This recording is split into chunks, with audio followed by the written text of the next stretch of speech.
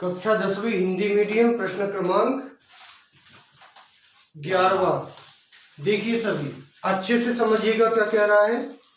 यदि किसी एपी के प्रथम n पदों का योग 4n ऋण n की घात 2 है। उसने n के पदों में n पदों का योग दे दिया है, ठीक है। तो सबसे पहले जो दिया है वो लिख लेंगे। आपको क्या दिया है, एपी के n पदों का योग। n पदों का योग मतलब Sn आपको दिया है। कितना कितना दिया है n पदों का योग? 4n ऋण n की घात 2। क्लियर। अब इसमें देखिए आपको क्या ज्ञात करना है। तो इसका प्रथम पद क्या है, प्रथम दो पदों का योग क्या है, फिर दूसरा पद क्या है, इसी प्रकार तीसरे, 10वें और nवें पद ज्ञात करने हैं, ठीक है। तो देखिए मतलब आपको पहला पद, दूसरा पद, तीसरा पद, जबकि दिया ये योग का है और ज्ञात करने हैं पद, ठीक है। थोड़ा एक उदाहरण लेके देखो पहले। जैसे ये 2, 4, 6, 8 ये एक समांतर श्रेणी लिखी है, ठीक है। तो बताओ पहले पद का योग कितना होगा? 2 ही होगा। और प्रथम पद भी क्या है? 2 ही है। मतलब जो पहले पद का योग है वही उसका प्रथम पद है, ठीक है। अब जैसे हम इन दो पदों का योग निकालें तो योग कितना होगा? 6। और अगर हमें योग पता हो और दूसरा पद ज्ञात करना हो तो कैसे निकलेगा? हम दो पदों के योग में से एक पद के योग को घटा देंगे। ये देखो 6 में से 2 गए तो दूसरा पद आ गया कितना? 4। आपने 3 पदों का योग कितना होगा? तो 6 और 6 कितने हो गए? 12। अब मान लो आपको तीसरा पद ज्ञात करना है तो 3 पदों के योग में से 2 पदों के योग को घटा दीजिए तो तीसरा पद निकल आएगा। आ रही ठीक समझ में? तीसरा निकालने के लिए तीसरे के योग में से दो पदों का योग ज्ञात करने हैं। तो बोलिए अगर हमें 10वां ज्ञात करना होगा तो 10वें के 10 पदों के योग में से 9 पदों का योग घटाएंगे। अगर 20वां ज्ञात करना होगा तो 20 पदों के योग में से 19 पदों का योग घटाएंगे। आ गई बात समझ में? तो अब देखिए यहां अच्छा सवाल है। ऑनलाइन के माध्यम से ये जो बोल रहा है वो बदले जा सकते हैं। ये बोला पहला, दूसरा, 10वां, nवां ज्ञात कीजिए।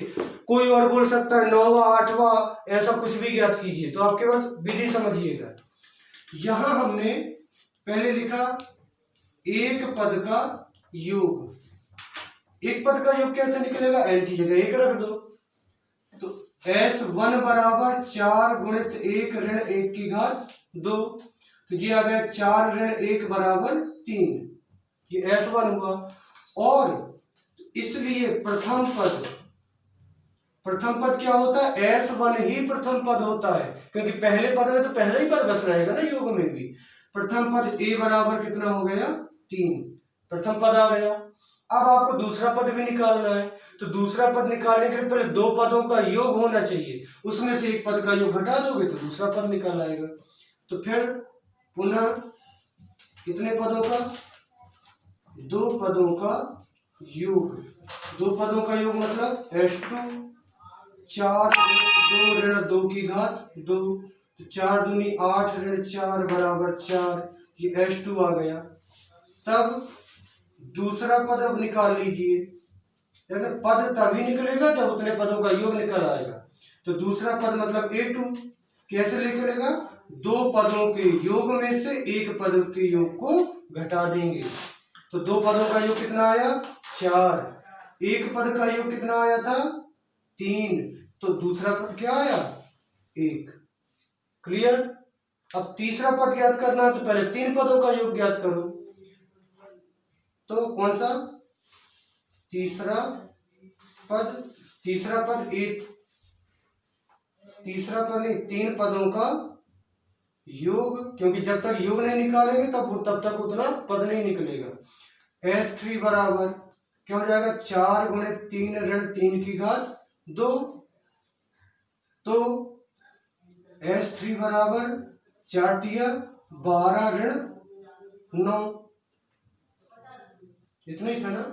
4n ऋण n की घात 2 तो बराबर कितना आ जाएगा 3। ये क्या आया योग आया। अब योग आ गया तो आप तीसरा पद ज्ञात कर सकते हैं। तीसरा पद मतलब a3 कैसे निकलेगा 3 पदों के योग में से 2 पदों के योग को घटाएंगे s3 माइनस s2 तो s3 कितना 3 ऋण s2 कितना 4 तो a3 कितना आ गया ऋण 1। पहला निकल आया दूसरा निकल आया तीसरा निकल आया। तो देखो कौन कौन से बोल रहे हैं उसने पहला दूसरा तीसरा 10वें और 90 10वें और 90 और निकालना है। तो देखिए अब 10वां कब निकलेगा जब आप 10 पदों का योग ज्ञात कर लेंगे और उसके योग में से 9 पदों के योग को घटाएंगे तो मतलब आपको 9 पदों का योग ज्ञात करना होगा और 10 पदों का योग ज्ञात करना होगा तब 10वां पद निकलेगा। तो 9 पदों का सीधे लिख देते हैं कौन सा निकालना है 10वां पद। तो 10वां पद कैसे निकलेगा हम 9 पदों के 10 पदों के योग में से 9 पदों का योग घटाएंगे तो s10 माइनस s9 10 पदों के योग में से 9 पदों के योग को घटा देंगे तो 10 पदों का योग तो इसमें n बराबर 10 रख लो तो 4 गुणित 10 ऋण 10 की घात 2 ऋण 9 में तो 4 गुणित 9 ऋण 9 की घात 2 ये आ गया कितने 40 ऋण 100। इन्हें एक कोष्टक में रखो इन्हें दूसरे कोष्टक में ऋण 4 नाम 36 ऋण 81। अब यहां घटाइए पहले तो ऋण के 60 ऋण यहां घटाइए तो ऋण के 11 में से 6 गए तो 5 7 में से 3 गए तो 4 तो ऋण 60 ऋण ऋण धन 45 ये 10वां पद मतलब a10 है तो बराबर 60 में से 45 घट गए और बड़ी का चिन्ह तो 10 में से 5 गए 5 5 में से 4 गए 1 ये आ गया आपका 10वां पद। अब उसने क्या बोला है nवां पद भी ज्ञात करो ठीक। तो अब क्या निकालेंगे nवां पद जैसे हमें 10वें पद के लिए s10 में से s9 माइनस किया था तो nवें पद में से क्या करेंगे sn में से sn माइनस 1 मतलब जो n से कम है यहाँ देखो 10 से एक कम तो n से एक कम मतलब n माइनस 1 तो कैसे निकलेगा nवां पद an बराबर sn minus sn minus 1 n पदों के योग में से n माइनस 1 पदों के योग को घटा देंगे मान रखिए तो an बराबर sn तो है अपने पास सीधा यही है n पदों का योग तो कितना 4n ऋण n की घात 2 फिर ये ऋण है तो ऋण लगाएंगे क्या ब्रैकेट। अब जहां n है वहां क्या रखेंगे n माइनस 1 तो रखिए 4 गुणित n माइनस 1 ऋण n मतलब n माइनस 1 की घात 2 आए समझ में। जहां n था वहां n माइनस 1 अब इसे हल कीजिए तो 4n ऋण n की घात 2 ऋण 4 का अंदर गुणा हुआ तो 4n ऋण 4 एकम 4 ऋण इसे कोष्टक में लिखेंगे सब संख्या लगेगी a ऋण b की घात 2 तो a की घात 2 ऋण 2ab धन b की घात 2 a की घात 2 1। अब ये कोष्टक हटा दीजिए तो 4n ऋण n की घात 2 ऋण 4n ऋण 4 सबके चिन्ह बदल गए ऋण के n की घात 2 धन के 2n ऋण का 1।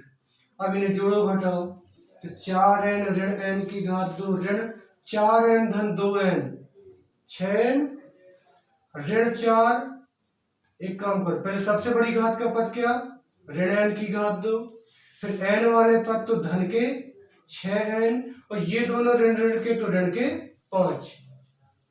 अब ये ब्रैकेट टूटेगा बाहर माइनस तो फिर सबके चिन्ह बदलेंगे तो क्या आएगा 4n ऋण n की घात 2 धन n की घात 2 ऋण 6n धन 5 n की घात 2 से n की घात 2 कट गए तो 4n में से 6n गए तो ऋण के 2n और धन के 5।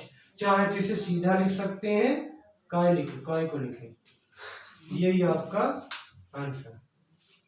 ठीक है, तो एक आंसर ये है, एक आंसर ये है, एक आंसर ये है, एक आंसर ये है और एक आंसर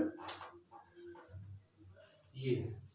ठीक है, इन्हीं के पढ़ने का प्रथम पद इतना, द्वितीय पद इतना, तृतीय पद, 10वां पद और n वां पद। आया समझ में? इस ऑनलाइन में असाइनमेंट के हिसाब से बहुत अच्छा क्वेश्चन है। क्यों? परीक्षा का आपको कोई सा भी पद दे सकता है। जैसे उसने यहाँ 9वां दिया, हम कहो 8वां दे दें, कहो 12वां दे दें, कहो 15वां दे दें। तो आपको ट्रिक की, अगर 15वां पद निकालना है मतलब आपको क्या निकालना पड़ेगा, S15 और S14, तब घटाओगे तो 15वां पद आएगा। ठीक है, आया सबकी समझ में? चलिए अच्छे से तैयार कर लीजिएगा। धन्यवाद। वीडियो